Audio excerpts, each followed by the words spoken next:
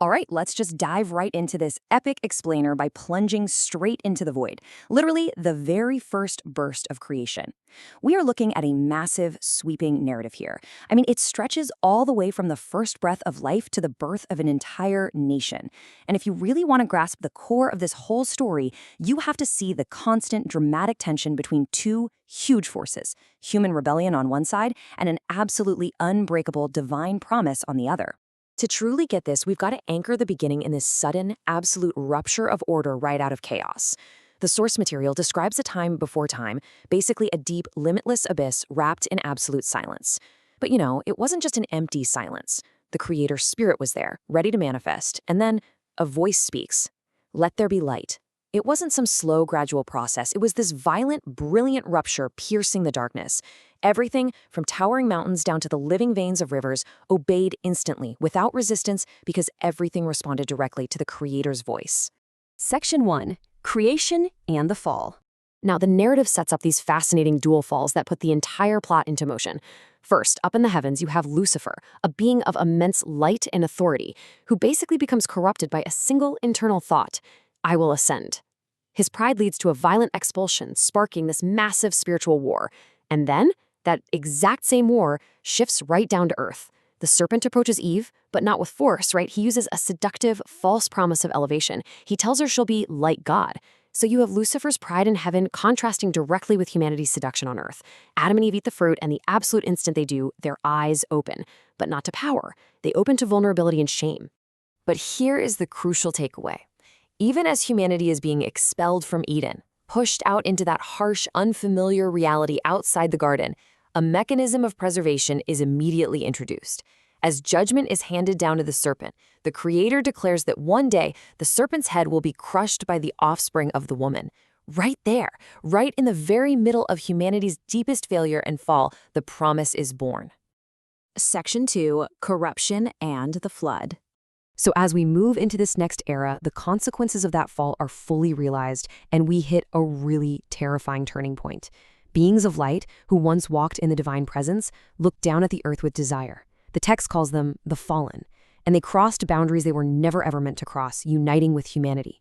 This unnatural union birthed giants, these colossal, dominant figures who just brought absolute terror.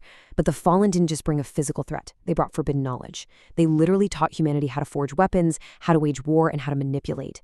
And because of that, the world was completely consumed by corruption, idolatry, and just absolute violence. The limit had been crossed, and absolute judgment was now required. This era is defined by a stark contrast. On one hand, you have this chaotic, arrogant world ignoring every boundary and worshiping false gods. And on the other hand, you have the quiet, faithful obedience of just one singular man, Noah.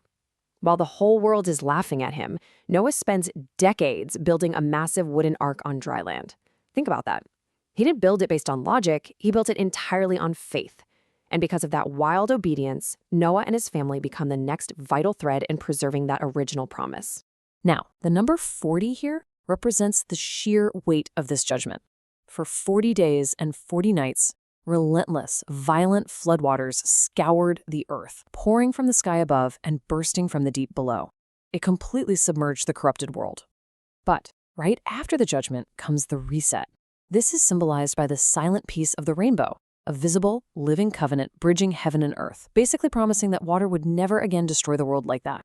Section 3. Babel and the Call. Moving forward from that massive reset of the flood, you'd probably think humanity would have learned its lesson, right? Well, not exactly. The heart of man slowly drifted again, leading right into the next major collective rebellion. The events at the Tower of Babel happen in 4 pretty distinct steps. First, humanity gathers on a plain, totally united by a single language and a single purpose. But second, that unity twists really quickly into pride. They decide to build this massive tower to the heavens to make a name for themselves, explicitly relying on their own strength instead of the Creator. Third, we get divine intervention. God sees that this unified rebellion is just going to lead straight back to limitless corruption, so he steps in. And finally, the scattering. Their language is completely confused, making communication impossible, and humanity is scattered all across the earth into different nations and cultures. And this brings us to a major, major pivot in the narrative. Instead of dealing collectively with all of humanity, which, as we've seen, just kept leading to massive rebellion, the focus of the promise shifts entirely onto one ordinary man named Abraham. Now, the call he gets is incredibly demanding. Leave everything you know, your land, your kindred, your security. But the promise attached to it? It's staggering. God tells him that through his obedience, a great nation will be formed, and ultimately, all the families of the earth will be blessed. Section 4, Fathers of the Promise. So the generational handoff of this covenant introduces the immense, heavy tension of waiting. What makes this text so compelling is seeing how this divine promise is traced through a family that is deeply, deeply flawed, yet distinctly chosen. Abraham and Sarah wait for a child for so long that they actually try to force the promise to happen themselves, which results in the birth of Ishmael. But God makes it crystal clear. The promise is going to come through Sarah. Against literally all biological odds, the miracle happens and Isaac is born. But then we hit the ultimate emotional peak of the story. Abraham is commanded to take Isaac up a mountain and offer him as a sacrifice. I mean, wow. In an act of staggering faith, Abraham raises the knife only to be stopped by a divine voice at the very last second. A ram is caught in the thicket. The promise is preserved on that mountain by a literal substitute, proving once and for all that God will provide. The promise then passes down to Isaac's twin sons, and this presents a really cinematic contrast. First, you have Esau, who represents this tragic short-sightedness. He literally trades his eternal birthright for a single immediate bowl of food just because he's hungry. Mind-blowing, right? And then you have Jacob, a man completely defined by desperate ambition. He uses deception to steal his father's final blessing. Jacob ends up having to flee into exile, but his relentless drive eventually culminates in him literally wrestling with God in the dark by a river. He refuses to let go until he gets a blessing, and in that moment of total brokenness, he is transformed and renamed Israel. Section 5, Joseph and the Preservation. Let's move into the emotional climax of the whole narrative, focusing on how Israel's favored son, Joseph, becomes the ultimate vessel for preserving this entire family lineage. There's this quote, "Here comes the dreamer," and it sets up a incredibly visceral, heartbreaking betrayal. See, Joseph was the favored son, marked by a highly visible coat of many colors his dad gave him. And adding fuel to the fire, Joseph was having these prophetic dreams where his brothers were bowing down to him.